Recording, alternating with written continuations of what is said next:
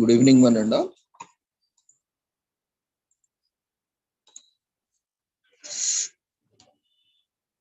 Good evening, one and all. We welcome you all to the international webinar series on holistic health, well-being, and sustainable development 2022-23, commemorating Azadi Ka Amrit Mahotsav, nation celebrating 75 years of independence, United Nations Sustainable Development Goals 2015 to 2030 as part of awareness and campaigns in collaboration with Sri Holistic Health Foundation India and Sri Research Institute Center for Art, Sciences and Wellbeing. Before we start our sessions, let's take the blessings of Almighty.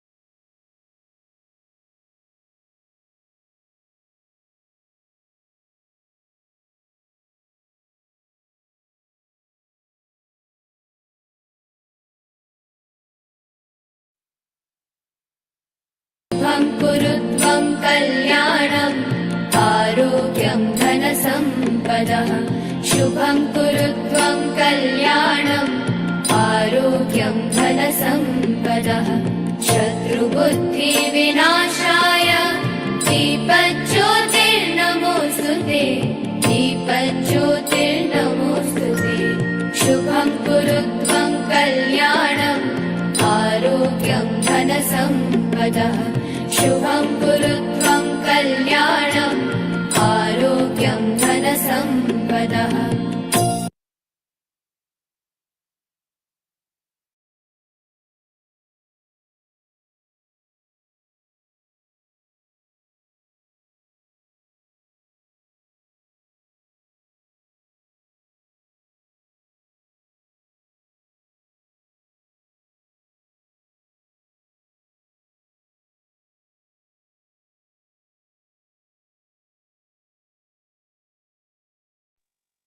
With the blessings of Almighty, we shall continue to today's sessions. So, in the last session, we were looking at various aspects of animal protection law and various rules, acts, laws related to that. So, till now, we have seen animal protection laws, the Prevention of Cruelty Animals Act 1960,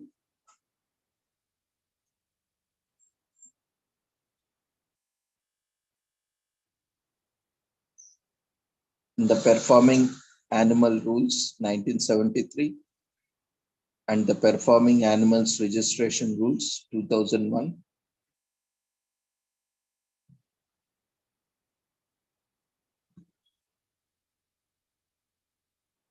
And the Prevention of Cruelty to Draught and Pack Animal Rules 1965. The Transport Animal Rules 1978.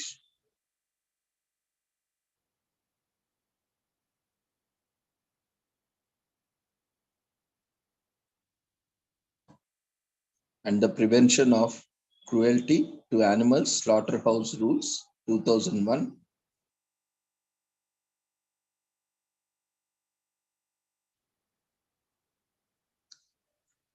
We have looked at various aspects. Now, today, we will look at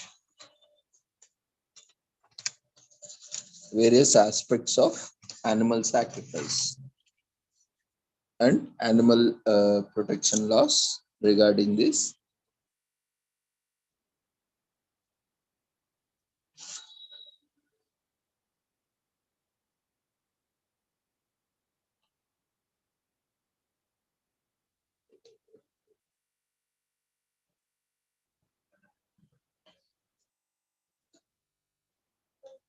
So, any sacrifices, any animal sacrifices are illegal. The act of animal sacrifice is covered under the Local Municipal Corporation Acts and Prevention of Cruelty to Animals Act 1960, Wildlife Protection Act 1972, Indian Penal Code IPC. It is also specifically forbidden in the following states under the Protection of Bird and Animal Sacrifice Act. Few states have, enacted their own acts in Andhra Pradesh, Gujarat, Karnataka, Kerala, Pondicherry, Rajasthan, Tamil Nadu. So let's look into each of these aspects.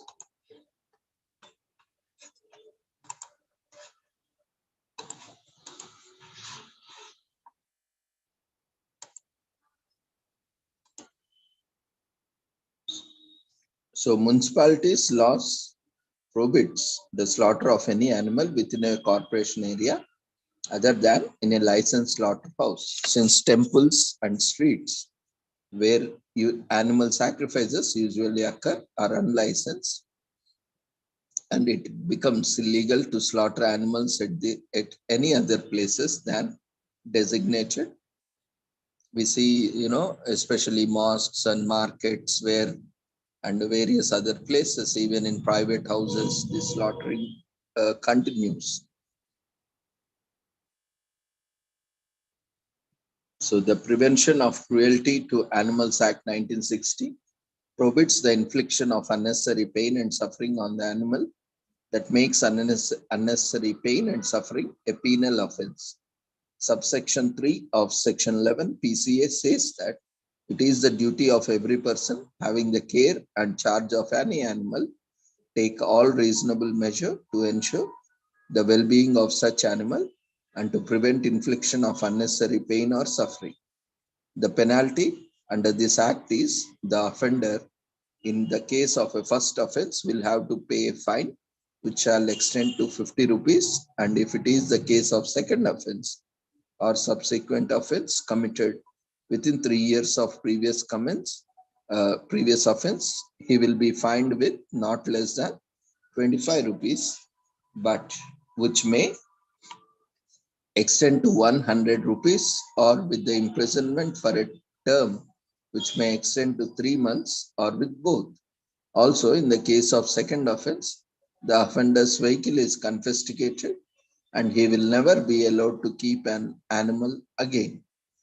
So coming to Wildlife Protection Act 1972, this act prohibits injury to any wild animal which is considered to be government property under Section 39.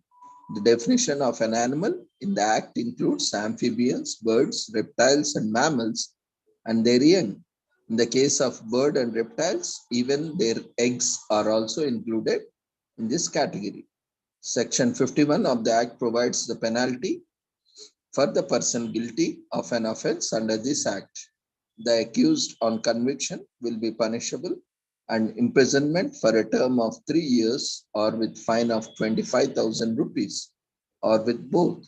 And in case of a second or subsequent offense, the term of imprisonment will be 7 years with fine of 10,000 rupees. Under Indian Penal Code IPC, under Section 268 of IPC 1860, a person is guilty of a public nuisance who does any act or is guilty of an illegal omission which causes any common injury, danger, or annoyance to the public or to the public in general who dwell or occupy property in the vicinity, or which necessarily cause injury, obstruction, danger, or annoyance to persons which may have persons who have occasion to use any public right. A common nuisance is not excused on the ground it causes some convenience or advantage. Under 269 by 270, it can be a negligent act or a malignant act which spread infection or disease dangerous to life. These sections enable a person to file a charge sheet to prohibit the killing of an animal or the sale of a meat obtained from sacrificed animals in any public place other than those which are registered for this purpose. Also, the killing of an animal in public place amounts to public nuisance and annoyance to the public.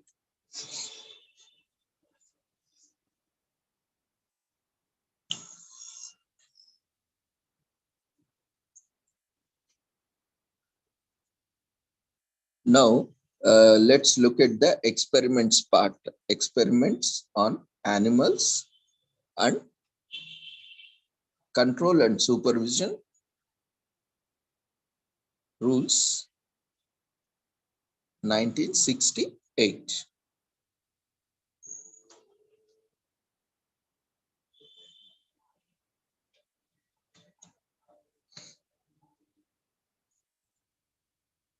So, especially when conducting of experiments on animals, Section 4 of the Experiments on Animals Control and Supervision Rules 1968 lays down certain conditions regarding the conducting of experiments, which are as experiment should be performed with due care and humanity.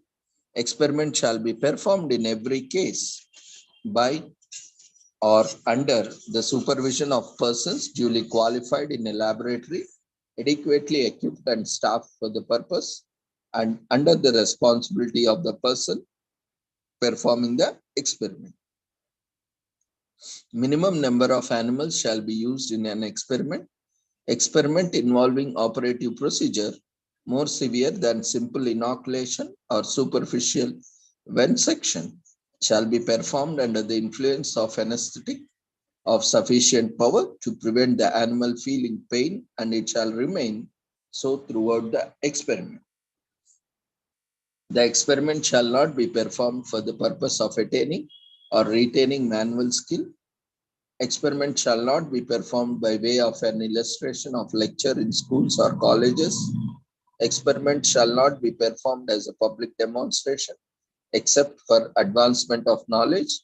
The substance known as urari or curare or any such paralysant shall not be used or administered for the purpose of any experiment except in conjunction with anesthetic of, of sufficient depth to produce loss of consciousness. So, is it illegal to sell animals for experiments? Yes, it is illegal to sell animals for the experiments. Section 4A of the Experiments on Animals Control and Supervision put restriction on sale, etc. of animals for experiments. It says that no officer, employee, or agent of any animal control authority shall sell, give, transfer, trade, supply, or otherwise provide any animal coming into his or her possession to any animal dealer, commercial kennel, pet shop, laboratory, educational institution, or any other person for the use in research, product development testing, education, biological production, or other scientific, biomedical, or veterinary purposes.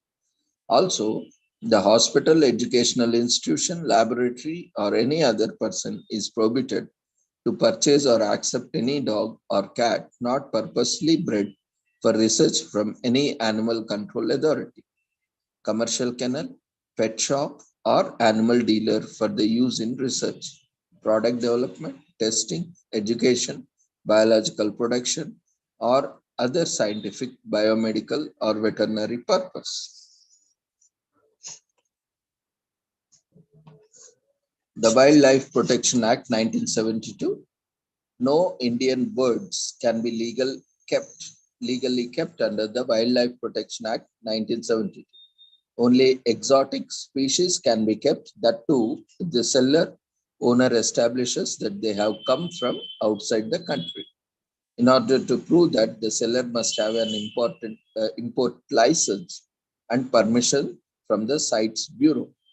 CITES, or the United Nations Convention on International Trade in Endangered Species of Wild Fauna and Flora, came into effect in order to protect rare and endangered species of wild fauna and flora against overexploitation.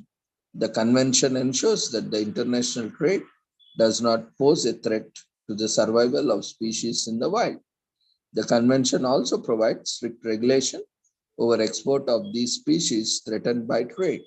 Even the keeping of permissible bird must be in conformity with the provisions of Section 11 of the Prevention of Cruelty to Animals Act, which stipulates that any person who keeps and confines any animal in any cage which does not measure sufficiently to permit the bird a reasonable opportunity of movement or does not provide the bird with sufficient food, drink, and shelter shall be guilty of treating that bird cruelly.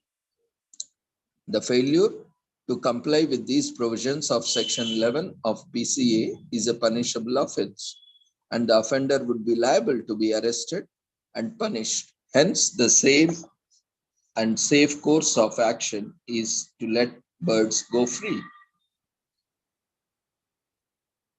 So let's look at selling wild birds in the local market, what law has to say about it.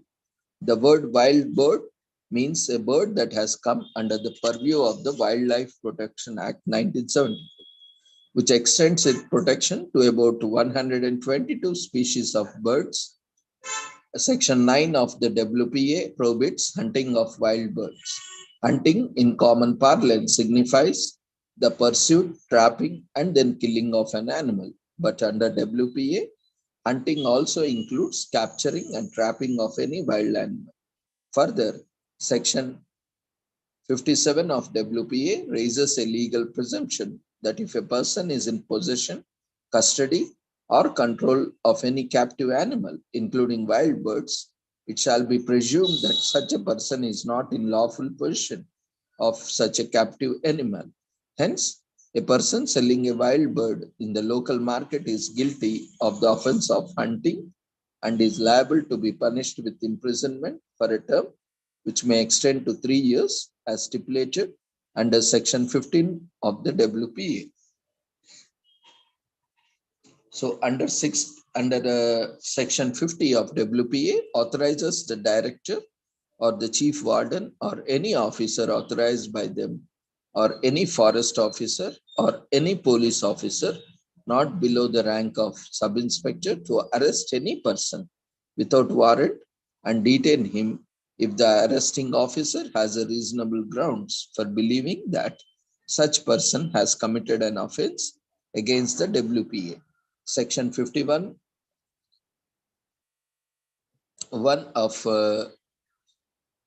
Section 51 of WPA stipulates that any person who contravenes any provision of act or any rule or order made thereunder shall be guilty of an offences under this act and shall, on conviction, be punishable with imprisonment for a term which may extend to the 3 years or with fine which may extend to 25,000 rupees or with both.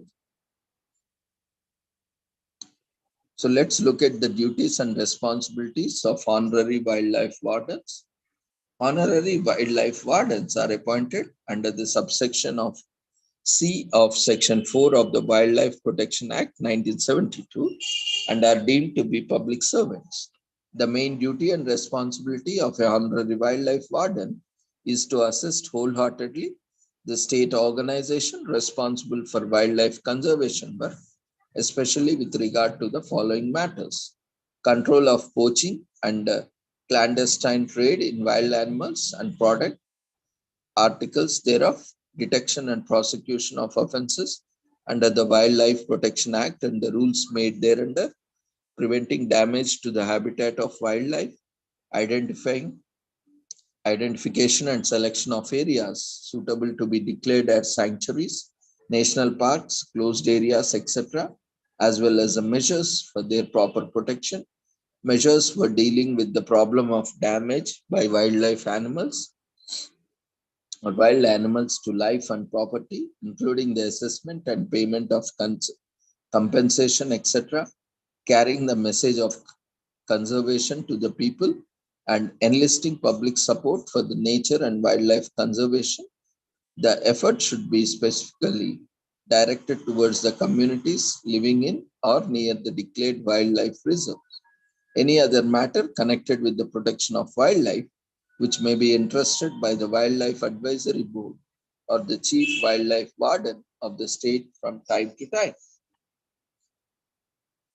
Along with them, their duties, honorary wildlife wardens have specific powers delegated to them under the Wildlife Protection Act 1972 for making them useful and effective.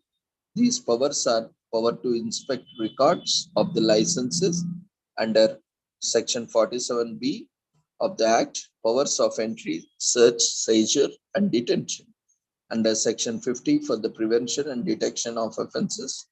They are also authorized to complain in the court in accordance with Section 55 of the Wildlife Protection Act 1972. And there are also laws pertaining to mandaris, kalendars. No private person in India is allowed to capture, own, buy, sell, train, or show any wild animals for public exhibition. The animals that are sued by mandaris, that is monkeys, snake, bears, mongoose, parakeets, are all protected by the Wildlife Protection Act 1972 and cannot be used. Section 22 of the Performing Animal Rules of the Prevention of Cruelty to Animals Act 1960 is also applicable. Since both are cognizable offences, the mandari can be arrested on the spot and the animal confiscated and hand over to the wildlife department, zoo, or a local animal welfare shelter. In the case of unhealthy snakes, mongoose, or birds, the animals should be released in wooded area.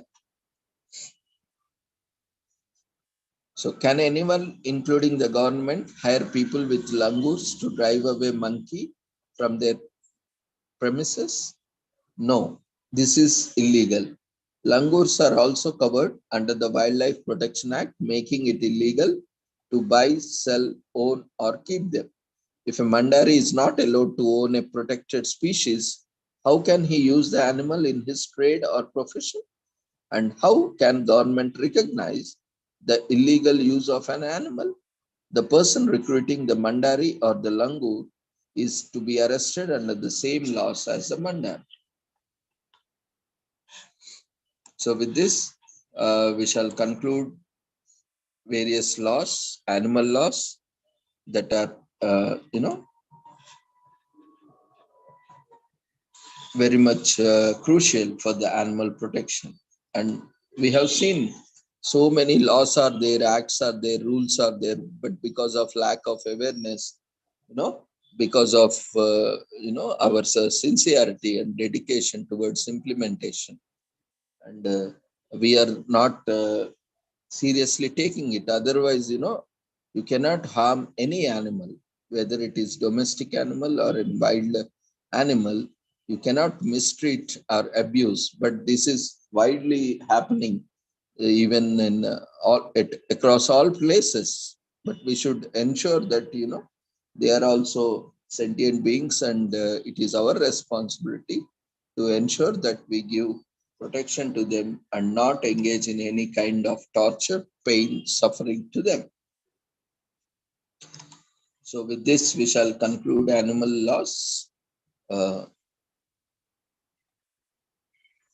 sessions here, and we'll go for commemoration.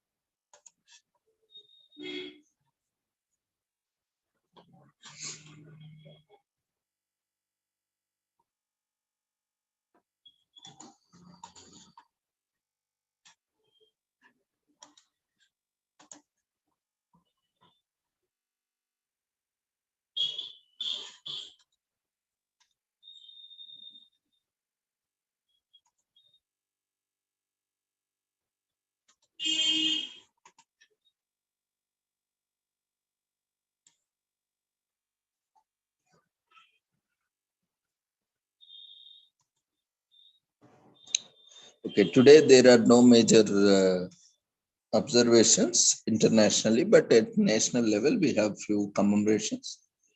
Let's look at those. A room of one's own day in US is commemorated today.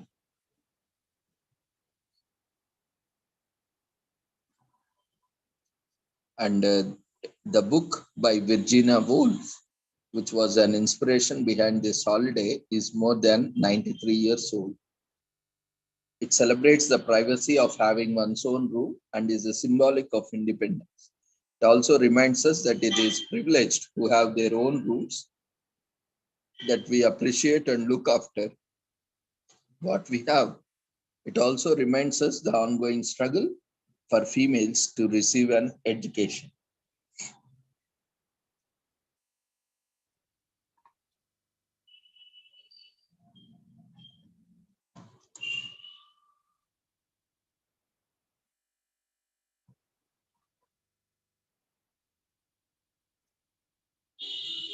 And today is also Burns Night, which honors the iconic Scottish poet Robert Burns, who wrote the New Year's Eve anthem, Auld Lang Syne. This is basically celebrated, commemorated in UK. Many Scots has a Burns supper on January 25th, the poet's birthday. Although they can be held throughout the year, some of the suppers can be grand affairs, others less formal. These events often feature a bagpiper or a traditional Scottish music, and the Scottish pudding and haggis is served. He is born in Scotland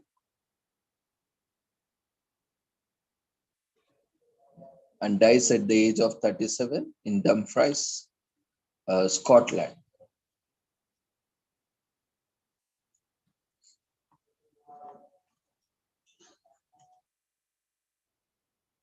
And today is also Fluoride Day in US. Since almost 120 years, waterborne fluoride was first discovered. It is dedicated to its chemical compound that has an immense effect on our lives.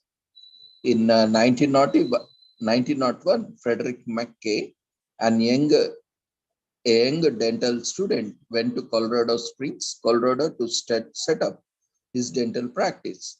When he reached there, he was astonished to find the most of the locals, they had distorted brown teeth.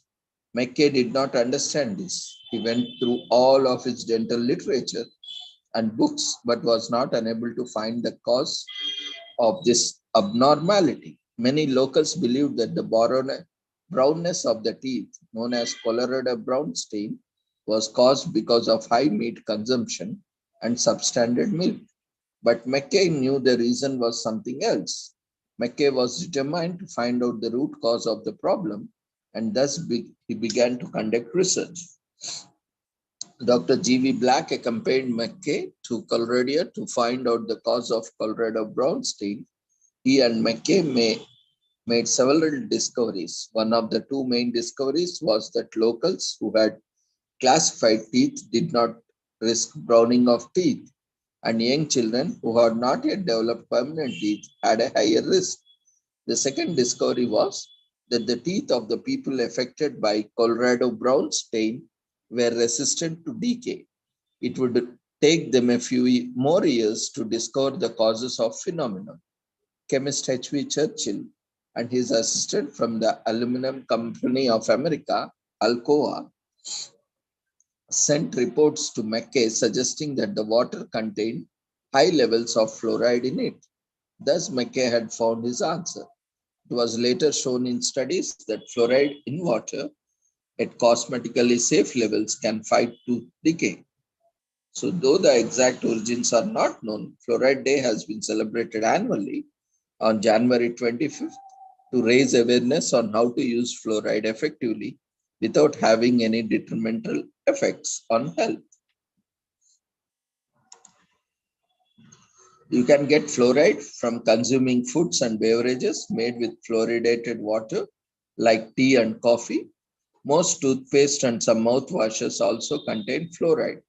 Even though you should not swallow these, they still add slightly to the amount of fluoride you get each day. Fluoride varnish is a better option for children as they tend to swallow foams or gels, which may cause nausea or vomiting. It is a myth that fluoride treatments or fluorinated water cause widespread harm. Although some people may experience some side effects, the most common side effect of fluoride is tooth discoloration. Fluorosis is a condition that causes white streaks or other discoloration on the teeth.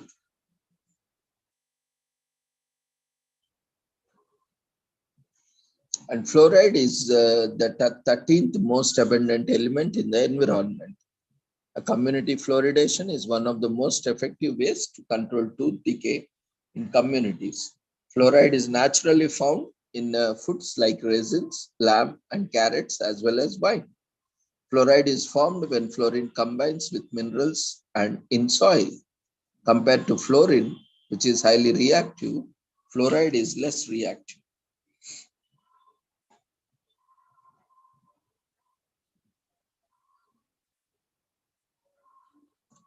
Fluoride in excessive amounts can have serious health complications, especially for children.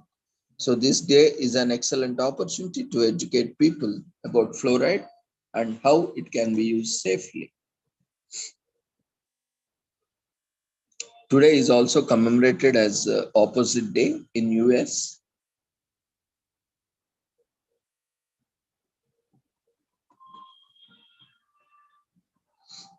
Of course, there are a little bit controversies on the day observation that most people say it's on January 25th, but some also say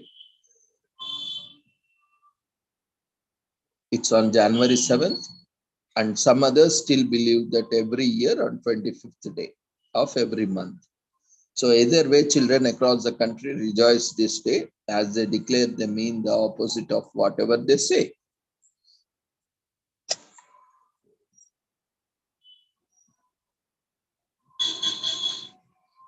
For those who are into the concept of different timelines, opposite day is the closest we can get, giving us a tiny glimpse of what world will be like if the opposite of everything happened.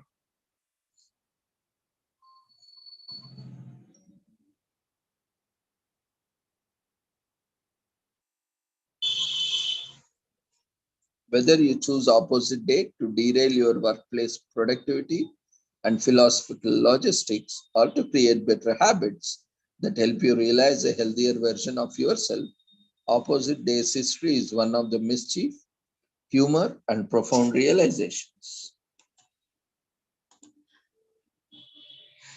Today is also Library Selfie Day in US.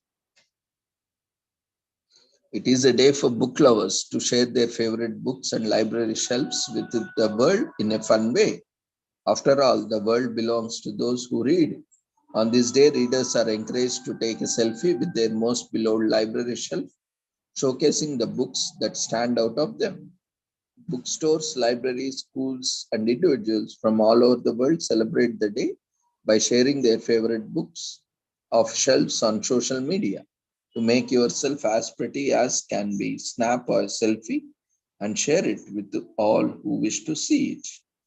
The history of libraries is so vast that the library history is an academic discipline in itself. The earliest forms of libraries were essentially organized collections of documents. The first ever libraries date back thousands of years and consisted of inventories and transactions documented on clay tablets. Over time, these tablets covered a wide range of topics, including religious and administrative records, omen text, medical diagnosis, astronomical and astrological text, etc. The clay tablet served as an abundant source of information for historians and scholars. Gradually, libraries contained written records and books and became common state and institutional entities.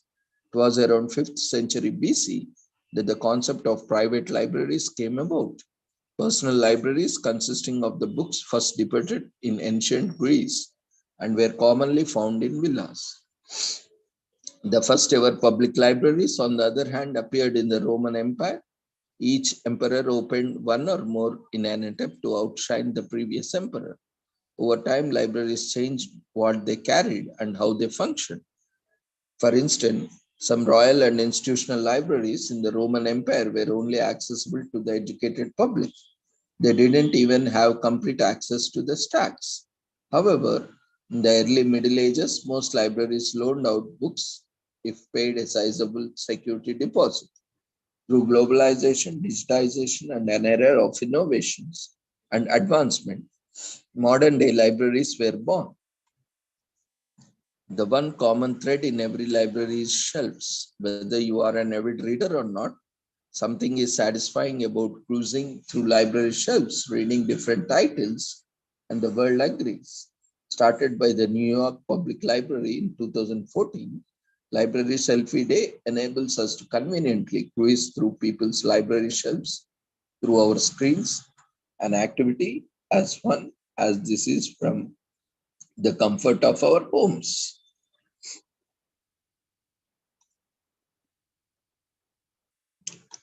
The shelfie is a play on the word selfie.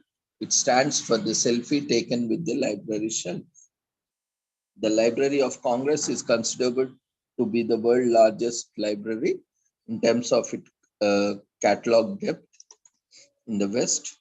And the entire month of February is dedicated to those who love libraries with all their hearts. You can celebrate the month by visiting local libraries, volunteering your time at library, getting a library card and sharing on social media.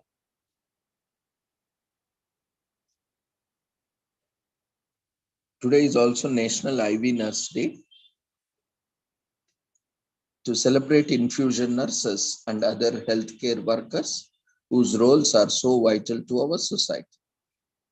Though this holiday has been in existence for over 40 years, it is important only, its importance only becomes more and more evident as the years go by.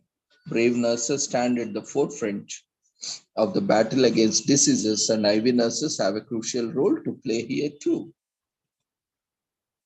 It was established in 1980 by the United States House of Representatives to honor infusion nurses and their selfless dedication to their profession. Infusion nurses, otherwise known as IV nurses, are nurses who manage almost all aspects of intravenous treatment for patients. They make sure that the patient receives the appropriate IV as well as monitor how the patient responds to the treatment. IV nurses also handle equipment used in treating patients, such as catheters and needles. They ensure that each piece of equipment is in place while the IV therapy is in progress. IV nurses also keep watch on the parent's vital signs to monitor how the patient responds to the treatment. This is done to prevent infection from developing at the site and to make sure that the patient does not suffer any adverse effects. However, they transcend clinical procedures and extends to offering education, comfort, and information to the patients. IV nurses might chat and converse with patients to keep them calm and less nervous about the process. Infusion therapy might seem like a modern discovery, but in fact has been around since 1700s. In Paris in 1667, a teenage boy received a blood transfusion from a lamb in order to save his life. The procedure was carried out by a physician called Jean-Baptiste Denis, the physician to King Louis XIV. Prior to this, a blood transfusion has been administered to an animal near death with blood from other animal. 1900 marked another watershed moment in the history of IV therapy when Karl Landsteiner developed a theory and proved that human blood could be categorized into four groups: A, B, AB, and O classifications, which are still used today. And all in all, IV nurses need to be celebrated for their often overlooked job. Without them, modern medicine would be vastly different from what it is today. So the first transfusion given to a human is performed in Paris, France in 1667, and Marriott and Keckwick introduced the slow drip method of blood transfusion in 1935. National IV Nurse Day is created by the United States House of Representatives in 1980, and the first celebration of National IV Nurse Day is celebrated for the first time in 1981.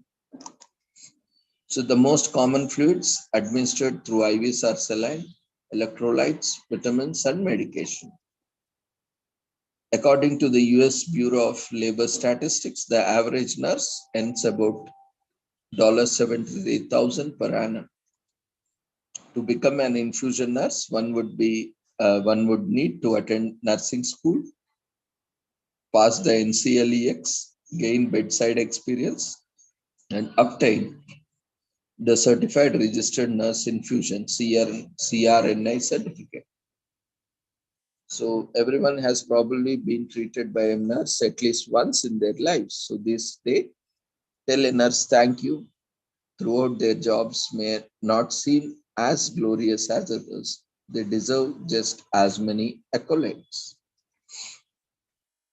So make a tangible contribution by giving to a charity dedicated to supporting nurses.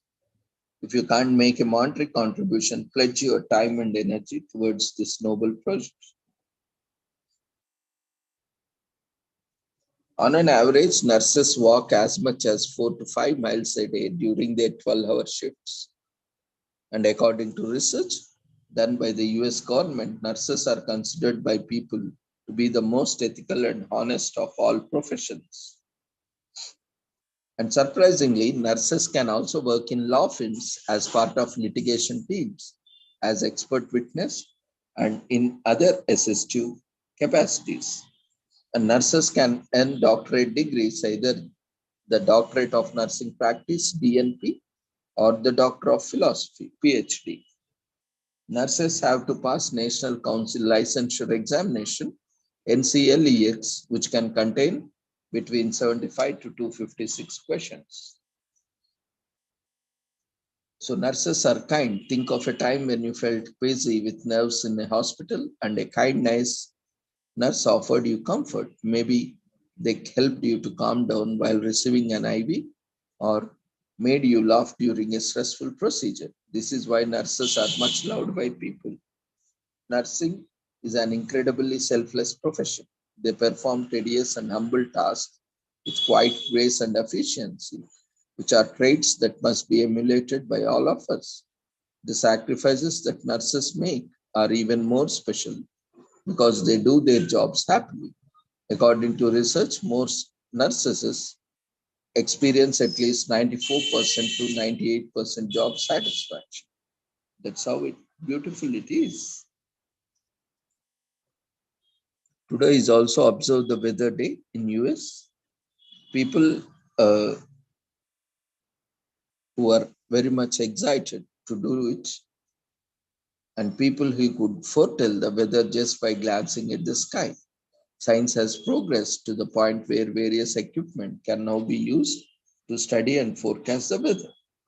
The weather is representative of nature. It is the atmospheric condition that constitutes hotness, coldness, warmness, and atmospheric changes.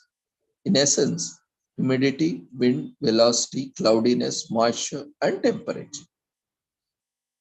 Apart from that, the weather represents the seasons and has an impact on every aspect of human life.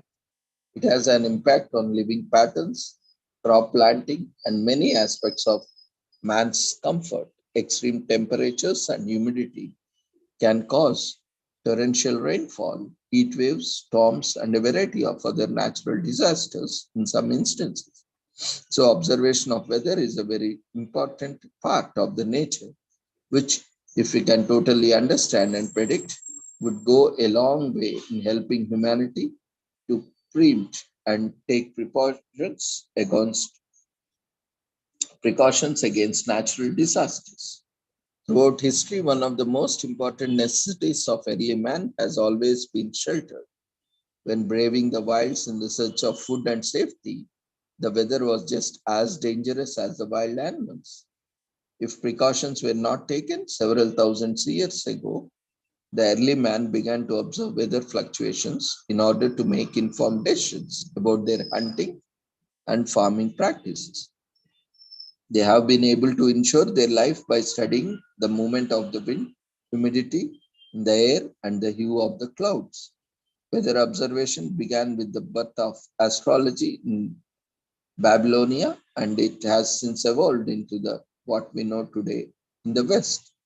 Observe the weather day in a day set aside to challenge our minds by analyzing minute changes in the weather, making predictions, and enjoying nature's tremendous overall gift.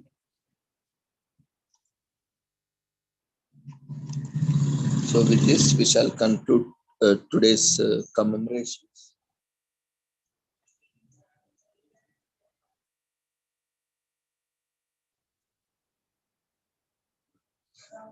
And tomorrow, we have an important occasion, Vasant Panchami, and it is also known as Saraswati Puja, marks the beginning of the spring. And this is also a religious festival where Saraswati, goddess, is goddess of art, science, music, and knowledge. And Vasant means spring, and Panchami means fifth. The religious festival falls on the fifth day of the Hindu lunar month of Magha, and it marks the beginning of the end of winter and the coming of spring. Celebrations of Vasant Panchami revolve around the Hindu goddess Saraswati, the goddess of all knowledge and intellectual. With Saraswati Puja, different facets of craft, skills, and learning are owed to her. Her persona is dedicated, described in Hindu lore as wise and calm. Pakistanis refer to the holiday as Basant Panchami. Depictions of Saraswati vary, however, she is mostly depicted in pictures as wearing white clothing and sitting on a huge lotus flower or a peacock. Saraswati has four hands symbolizing wisdom, mind, alertness, and ego, respectively. Some variations show her carrying scriptures and the lotus flower in two of her hands while playing the sitar instrument with the other two hands. Instead of sitting on a lotus, she rides on a white swan.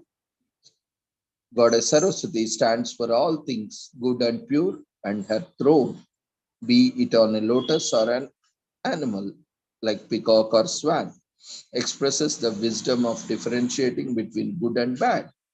The peacock represents a lack of good understanding held by one's ego. Because Vasant Panchami also heralds the arrival of spring, the color yellow is associated with the celebration. In the Punjab region of subcontinent, mustard fields are a common sight at this time of the year. People wear bright yellow clothes and cook colorful food such as uh, pulao and laddus to mark the beginning of the spring. The holiday is also recognized and observed by many in even in colleges, schools, educational institutions, etc.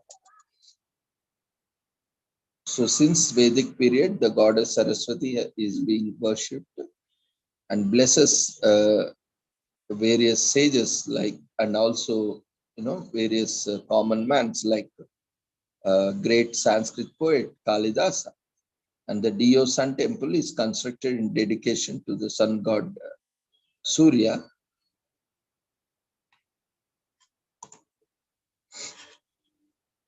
And Basant Panchami is considered auspicious for Vidyarambha, that is starting of education, and Akshara Abhyasa, that is initiation of education. And also this is also most auspicious day for marriages also, which is a sacred bond that can't be done without an auspicious date. And on this day, drinking alcohol, smoking tobacco, or eating tobacco or any non-veg is prohibited, and fasting or a vrat is observed. And also in some communities, it is also advised to not eat rice, wheat, and pulses. And it is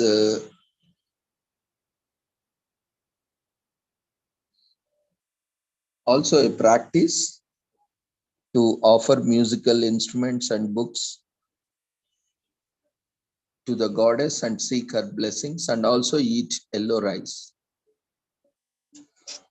Often it is called as, lemon rice or tamarind rice.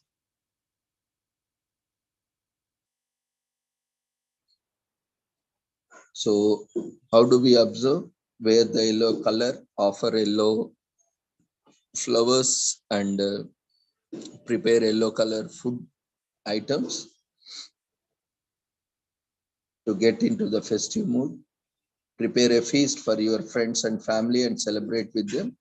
You can even set a theme as spring yellow or white.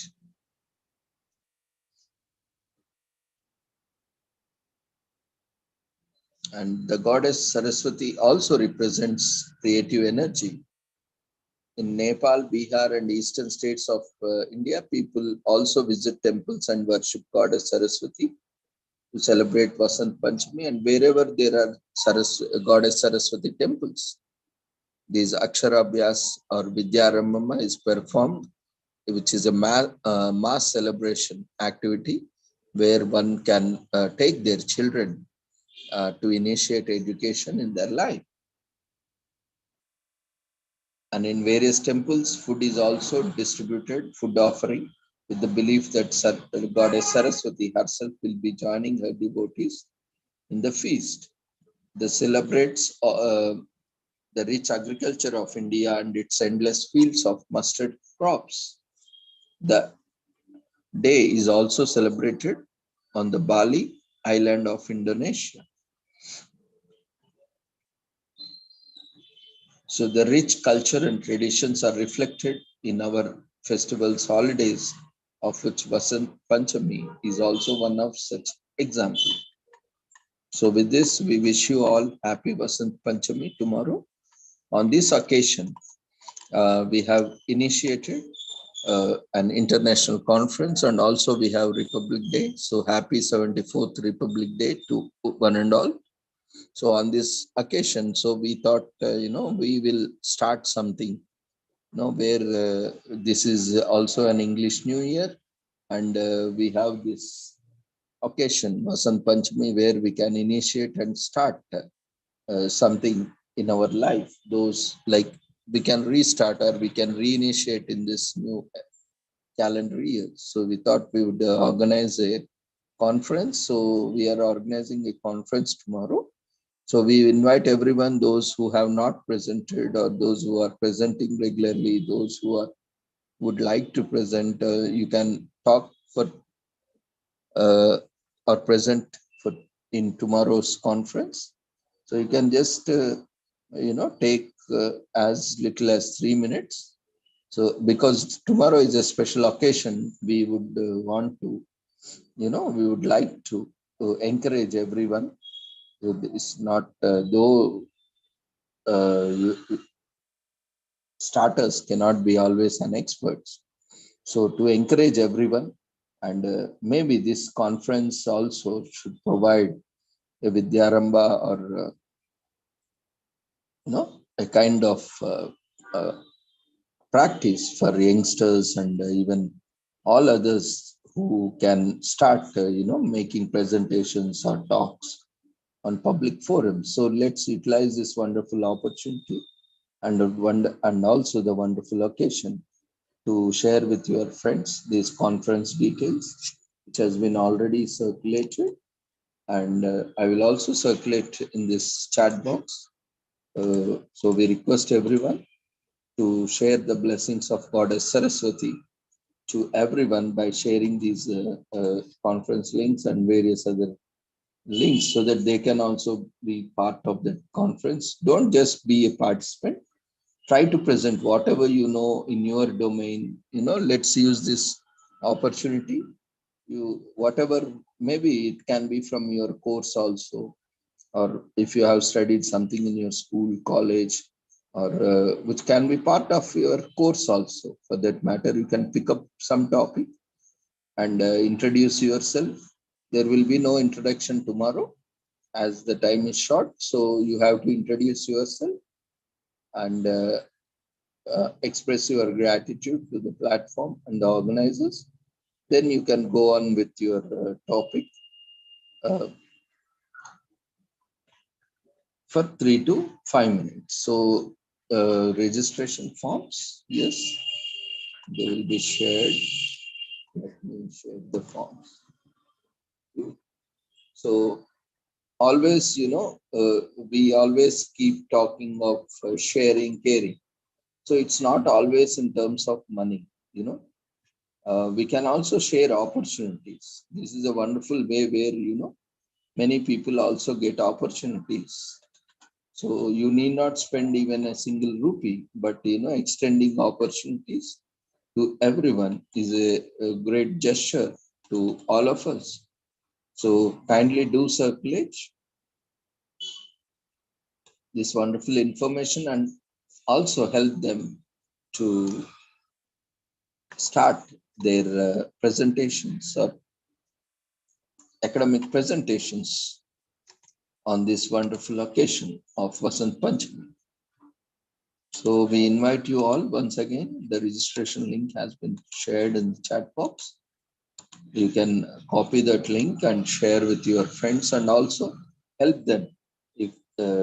If they haven't presented till now, they can start presenting tomorrow. And let's all tomorrow try, everyone. I want everyone, each one of you, to present anything from related to your subject pursuing. I know, presenting takes lot of efforts, lot of research, but you can try this because this is an initiative and on this wonderful occasion.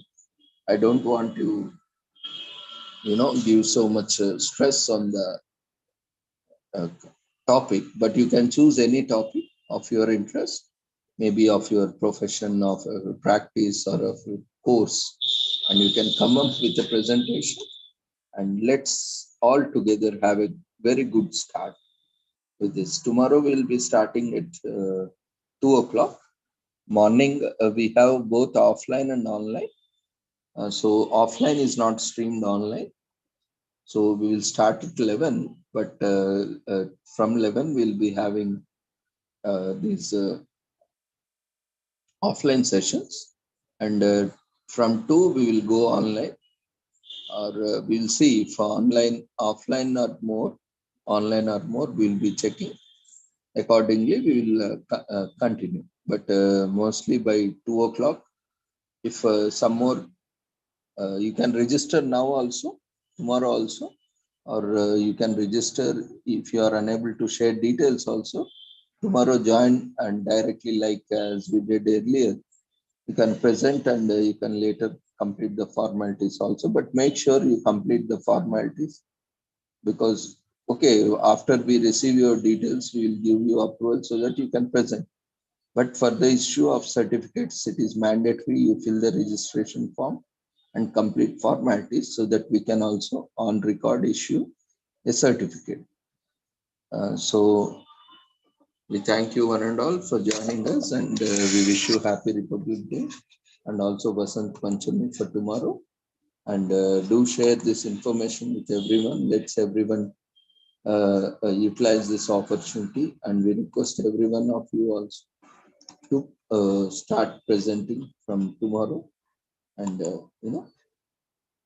give a good start. So feedback form has been shared in the chat box.